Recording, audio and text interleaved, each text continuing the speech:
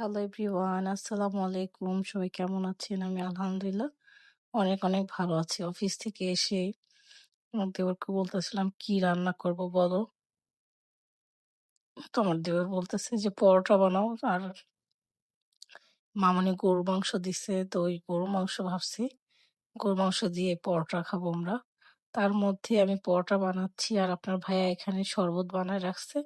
এখানে শিখা আন্টি নান, রুটি আর চিকেন পাঠাইছে। তার সাথে রেখা আন্টি আবার পেঁয়াজও দিছে। এখানে পিউ আবার নিয়ে আসছে চিতই পিঠা আর ভর্তা। যাক আলহামদুলিল্লাহ আজকে অনেক রকমের আইটেম দেখে আমি আর গরুর মাংসটা গরম করি নাই, রেখে দিছি। তার সাথে আর পরোটাও বানাইনি যেহেতু সবকিছু আছে। যাক আলহামদুলিল্লাহ আজকে আমরা অনেক কিছু খেলাম। ইফতার করার পর এত টায়ার্ড লাগে মনে হয় যে ফার্স্টে দেখি মনে হয় সব খেয়ে ফেলবো। খাওয়ার পর পুরো বডি ছেড়ে দেয়। আমার তো একদমই খারাপ লাগে ইফতার করার পর সবসময়। যাক আলহামদুলিল্লাহ ইফতার শেষ। এখন আমরা রেস্ট নিব। সবাই ভালো থাকবেন। নেক্সট ভিডিও দেখার জন্য লাইক করবেন, শেয়ার করবেন। আল্লাহ হাফেজ।